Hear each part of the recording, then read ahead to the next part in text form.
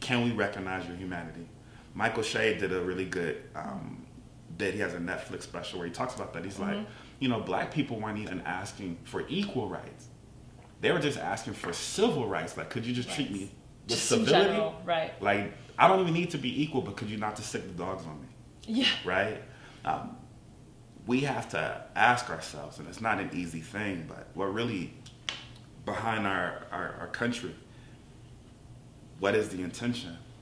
And I'm not interested, personally, in so much what I'm told is the value, as much as I'm witnessing as the practice.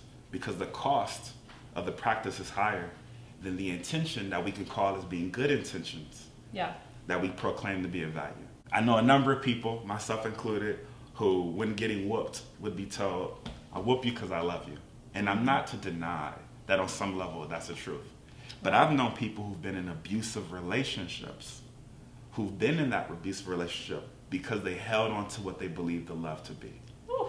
And the love argument is an intention argument. Yes. But love is a verb. So it really should be a practice argument. I'm less interested in what your intention is as much as I'm interested in your practice. I'm not interested in good intentions for good intention's sake. I have no interest in what people believe. I'm only interested in what people are practicing because the cost of their practices is just higher than their intentions. And you can mean well and not do well. We know that. But if you mean well and you seek to do well, you practice, doesn't guarantee you the outcomes. Intention's been the word of the year for me. Like, we had this conversation early on, and I think, yeah, your intention, but again, if you're not going to follow through with that, your intention now is diluted. It means nothing. Right.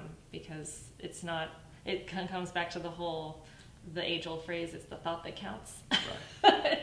But I think it's more than the thought at this point, you know?